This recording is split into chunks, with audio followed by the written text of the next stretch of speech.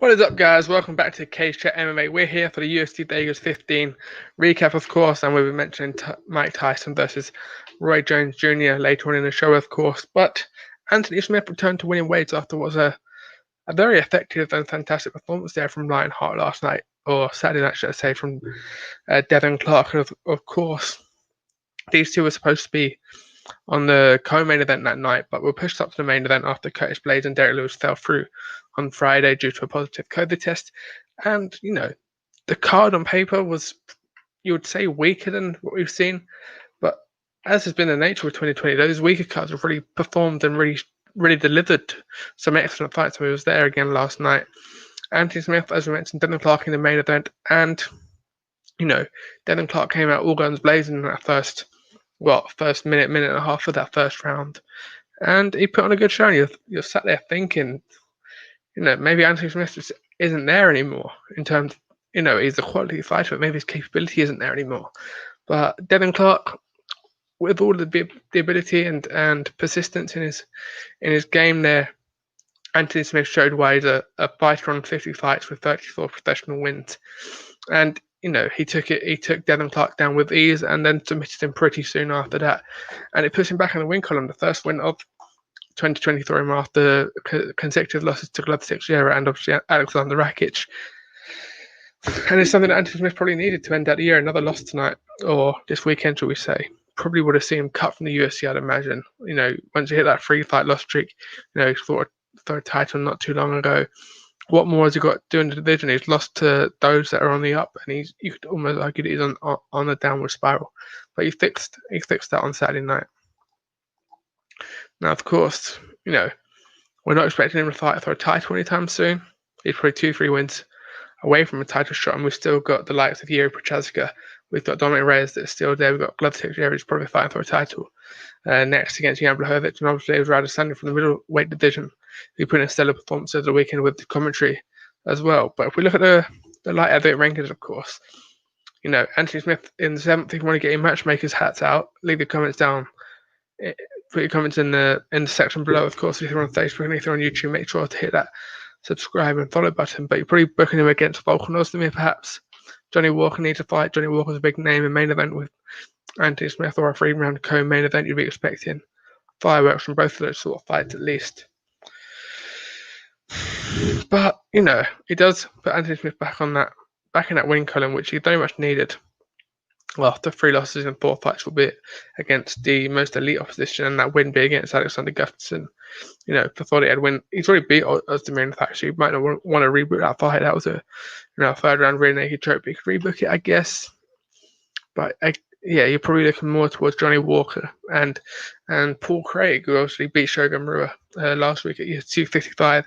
He needs a big name fight now, and he deserves a big name fight for the work he's put into his fights recently. He's really improved, and Paul Craig versus Anthony Smith. It's a fight I think most of us want to see. 2 grappling experts both have the ability to knock one another out. But again, you're expecting this one to be taken to the ground, and you're probably seeing an exhibition of jiu-jitsu and excellent grappling. Obviously, Paul Craig 14-4-1 on a 3-fight win streak now as well. So if he puts his name into the hat against Anthony Smith, I'm sure the UFC, wouldn't be against that fight. But personally, I'd say Anthony Smith, Johnny Walker. Johnny Walker's coming off the back of a good win against Ryan Spann. So for me, he probably deserves it a little bit more. But we'll look at the results, of course. Anthony Smith only landed 4 strikes out of that, 2 minutes 34 that the fight landed. And you see that Devin Clark, 27 landed out of 30 with only one of them significant strike. Then a significant strike piece was that takedown from Anthony Smith when he was weathering the storm with Devin Clark. Showed that it would be too much. And he said that at the end. He said, whether it was 3 rounds or 5 rounds, I would have too much of Devin Clark. And he proved something like that. He did. And it probably shows you why Devin Clark wasn't a ranked opponent. And, with all due respect to him, he's still got some work to do. But again, he will learn from this, and he'll come back a better fighter for that as well. But yes, Anthony Smith, he seems like one of the nice guys at MMA.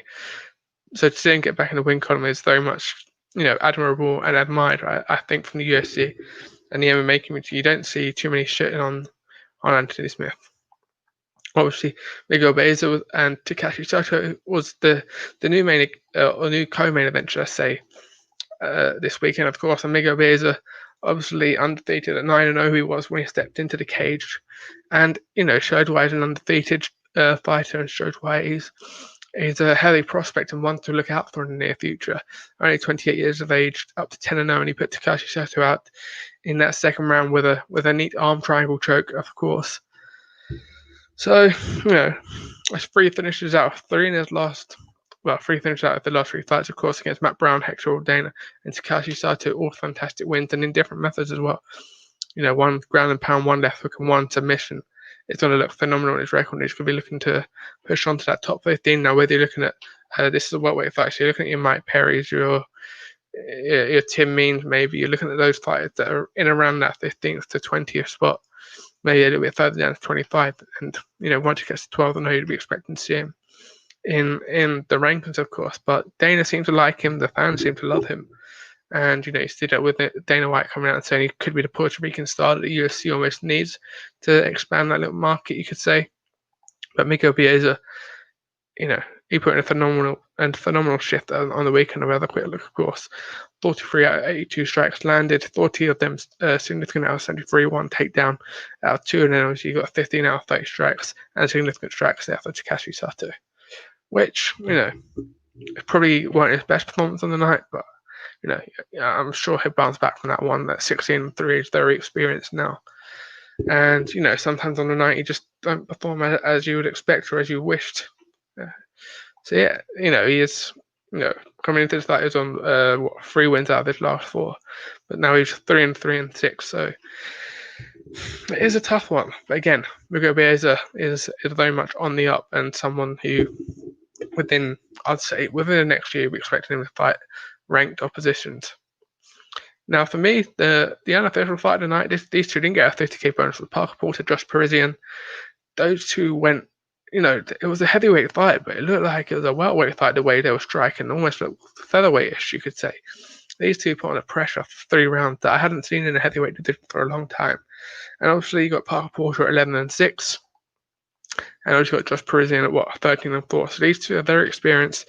Josh Parisian coming through the Contender Series, of course, with a first round win against Chad Johnson back in August. So he's another one of those 32 this year that got a contract, and he's made his debut now. Unfortunately, he didn't get the win like the Corey McKenna did, like the Adrian Yanez, I believe, got a win on his full UFC debut, you could say. But yeah, Josh Parisian, Parker Porter looked phenomenal. And he put on a good beating on Josh Parisian, with all due respect. And, we're not going to see him in title shots anytime soon, but he's going to be someone who you can have fun with in that heavyweight division. 35 years of age, 3 wins out of his last 4. So, yeah, it's going to be a fun one. Maybe putting him up against Tom Aspinall, perhaps. Maybe someone that ilk who's still coming up, who's still not quite a ranked opponent. You don't want to see him in there with the likes of, I think Taito Vasa still in the rankings, is he? Those that are on that 10-15 is not quite ready for that, and you don't want to see him, push too quickly. Looking at the rankings here, Cyril Garner's already fighting JDS. Andre Arlovsky could be a good one, but again, I think Arlovsky would have too much for Parker Porter. It's a bit too soon for that one. You want to see Tom Aspinall maybe fight Andre Arlovsky. Maybe the new breed taking out the old dog almost. Although Andre Arlovsky is very much, albeit his age, it has still got some gas left in the tank, and he's performing very well. So it would be a good test for Tom Aspinall. So move on to Bill Algeo. Bill Algeo, in fact, got his first UFC win before Brendan Loughnane. Ironically, he's fought twice in the UFC since that infamous Contender Series fight where he lost 3 rounds, obviously, his counterpart Brendan Loughnane, who seems to be enjoying his time in Dubai.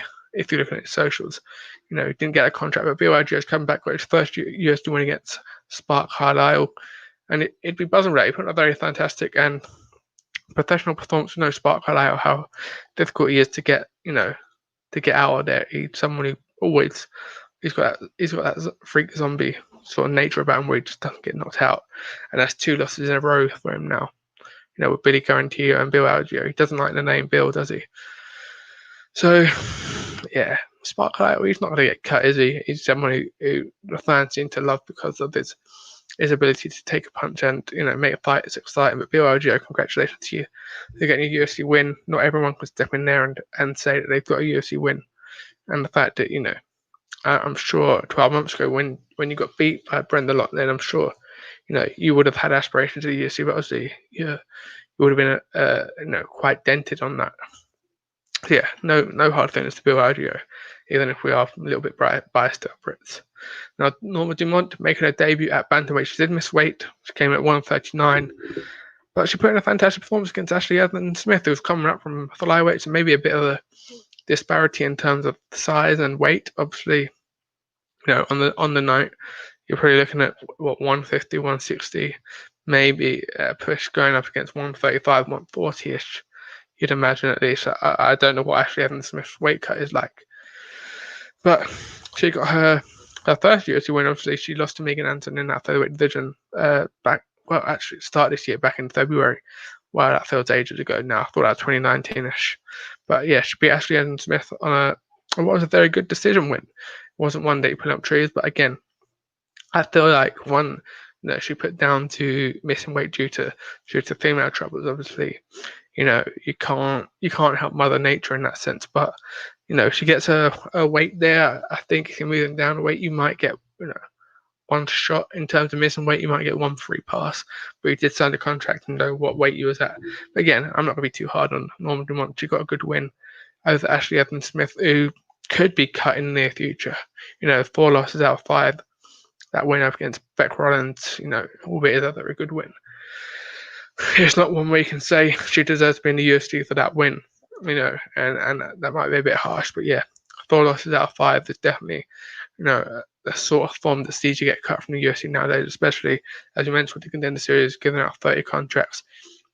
Business is business, unfortunately, and that means some people, are on the chopping block, as ruthless as this sport can be. Now, Jonathan Pierce, obviously deemed JSP, of course, he put on a fantastic performance against Kai Kamaka, of course, who fell to 8-3. Jonathan Pierce at 10-4 now, and he put on a fantastic performance of the night, bonus-worthy KO ground and pound victory over Kai Kamaka, which was, the 5th of 5 continuous knockouts to open up the card in spectacular fashion, and boy, it was a fantastic card nonetheless. You got Anderson dos Santos, Su Mudajeri, I think, or Mudaji, of course, from China, of course. He got a fantastic first round win as well. And Nate Menez obviously got a submission win as well. And of course, that leads us on to the next fight we'll be recapping is Gina Mazzani versus Rachel Ostovich.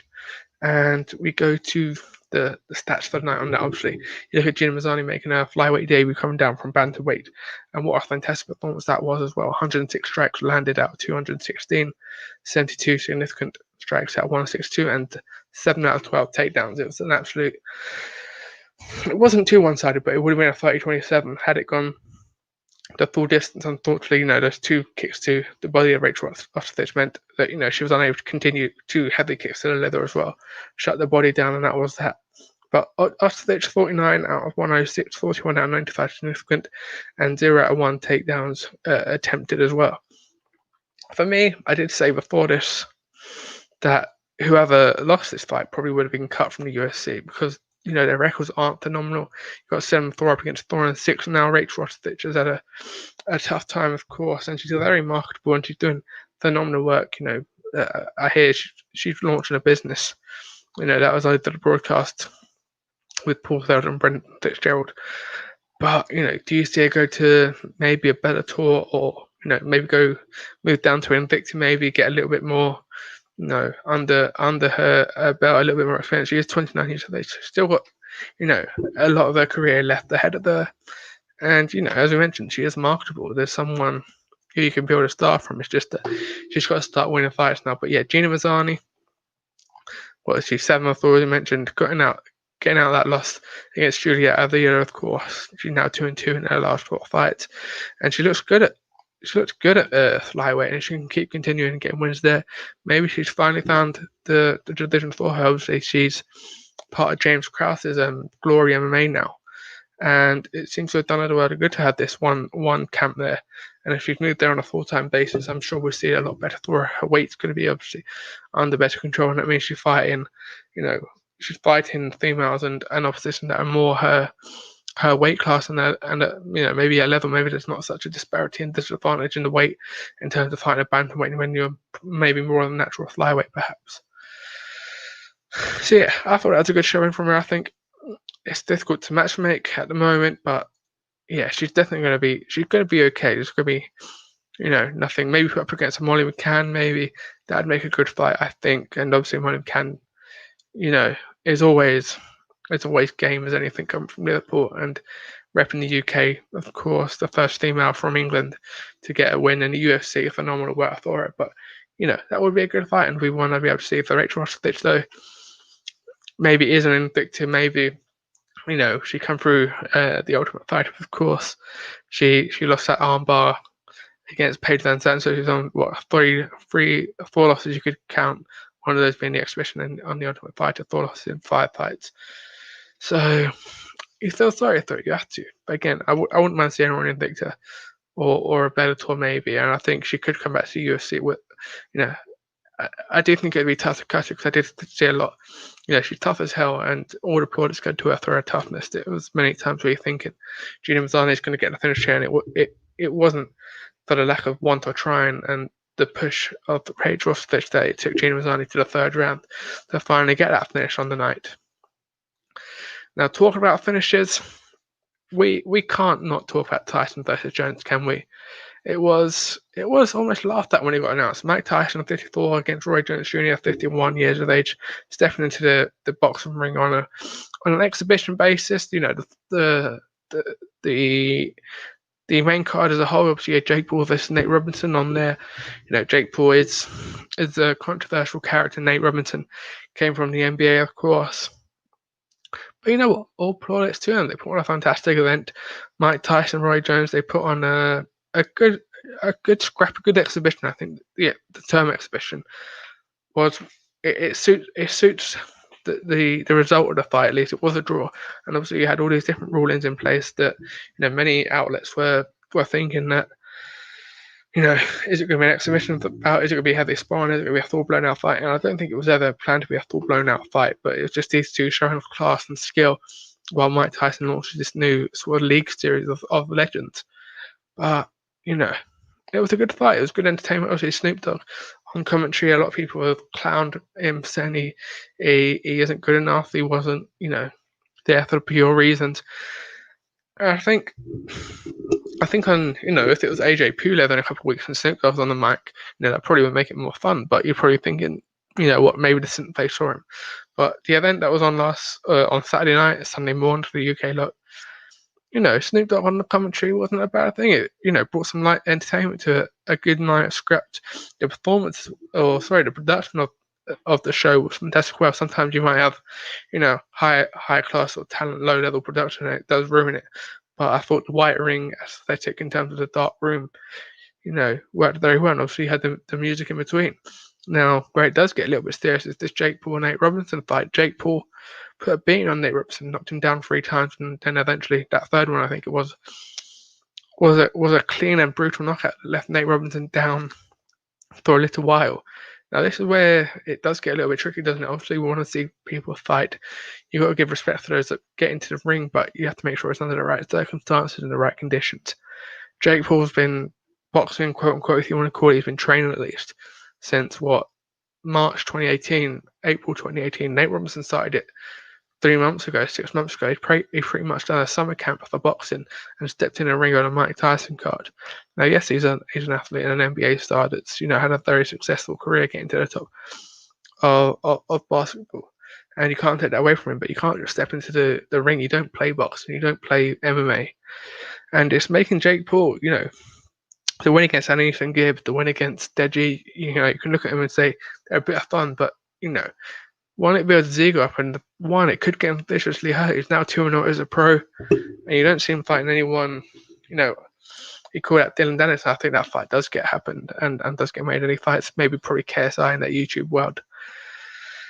And I'm down for both of those as a fighter fan. But sometimes you've got to look at the logical side here and think, is it the right sort of thing to do.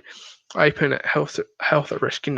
If Nate Robinson, God forbid it didn't, and we're glad it didn't, but something very serious had happened to him. If he took some brain damage, the worst of the worst happened. You'd be looking at this as a, the whole event looks a bit down, and you can clown on it, you can meme up Nate Robinson as much as you want, but we have to be smart here. Obviously, I like YouTube boxing. I do think there's a place for it, but again, KSI Logan Paul 2 was put on very well, and Eddie Hearn is someone who's very respected and looks after the health of his fighters by the looks of things. But if you want to do celebrity boxing, maybe you do keep the head guard on. Maybe you do wear the 12-ounce gloves, and I think they did last night at least. But maybe there's a future in boxing for Jake Paul. He's only 23 years of age. He's been training, for 2.5 years now. But it's just whether he wants to go down that route of fighting, elite boxers, fighters have been doing it from 14, 15, even younger than that. You look at Vidal Riley was supposed to be fighting on that card. Vidal Riley and Jake Paul are the same weight classes. Now, would you want to see Vidal Riley and Jake Paul step into the boxing ring? I think from a notoriety point, you probably say yes, obviously. Vidal's got that connection with KSI. He's a YouTuber in his own right, does music in his own right. But, he'd absolutely kill Jake Paul. As with Dylan Dennis, as with the guys at SVG who Jake Paul called out, Sony wants to knock out McGregor. That fight's never going to happen. And that would never happen. McGregor would murk Jake Paul, and that's when it becomes a little serious. And we don't, you can put your dislike into that, and you can say, Jake Paul deserves to be knocked out, deserves to be a clown, deserves to be this, because one, he's done it a lot himself, but two, he is just a human at the end of the day. You don't want to see him get permanently hurt, permanently injured. And we saw that with Daniel Dubois and Joyce, of course. We saw that fight this weekend, and Daniel Dubois took a knee, and a lot of people, seemed to be clowning and questioning the heart of Dubois. But obviously, he felt he couldn't continue, and that's all that matters. If he didn't feel like he could continue, we aren't the ones to judge that. Michael Bisping in MMA lost an eye. He fought 7 years without an eye. So unless you want Daniel Dubois to fight 6 years without an eye, and we can applaud him later when he wins a world title with one eye, or you look back on his career and say, 23, 24 years of age fighter, he's the same age as me pretty much. He's still very young in the game. He can afford to do that. He's going to have plenty of tactical shots in the future and plenty of time for learning. And he can use what he learned this week to get better. Obviously, Joyce put beating on him with a jab. I thought Daniel was looking okay as well until the later round, that 5th, 6th, 7th round where the fight got stopped. But yeah, I think we've got to be careful with the YouTube and celebrity boxing. Obviously, Fame MMA tried to come over to the UK, and that then didn't go down. But again, I think there's a place for that sort of entertainment, and we just have to be careful. Really, we don't want to see Jake Paul get hurt. I mean, you might want to see him get hurt, but on a serious note, we don't want to even get hurt. A charity boxing here or there with head guards where you're not going to get too seriously, damaged. Is here and there. Charity boxing fight here and there is not too bad. But I don't want to see Jake Paul coming up against, the Ryan Garcias of this world. The Paulo Costa, we saw him training with Logan Paul. We don't want to see those sort of fights. Keep it, on a similar skill level. Again, if Jake Paul improves over the next decade, who knows? When he's 33 years of age, he could be someone who, maybe not the elite caliber, he's not going to be the next Mayweather, but maybe he's there and thereabout. Maybe he has a successful boxing career. Who knows? We can't look into the glass ball too much. But yes, I think that is a good place to leave it there, guys. Make sure to hit that subscribe button. Make sure to drop a like on this video as well, both on Facebook and YouTube, of course. And I will see you guys on the next one.